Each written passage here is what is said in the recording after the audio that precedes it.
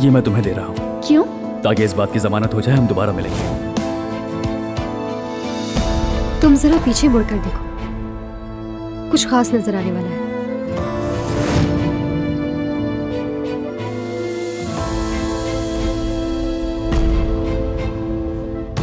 घड़ी अब भी मेरे पास है, वापस कर दूंगी मैं। उसे मेरे कमरे में रख देना, लेकिन परेशान होने की जरूरत नहीं है। मैं जल्द ही लंदन वापस जा रहा हूँ। मुझे पता है गुलशा का यूं अचानक जिंदगी में दोबारा आ जाना तुम्हें बुरा लगा है।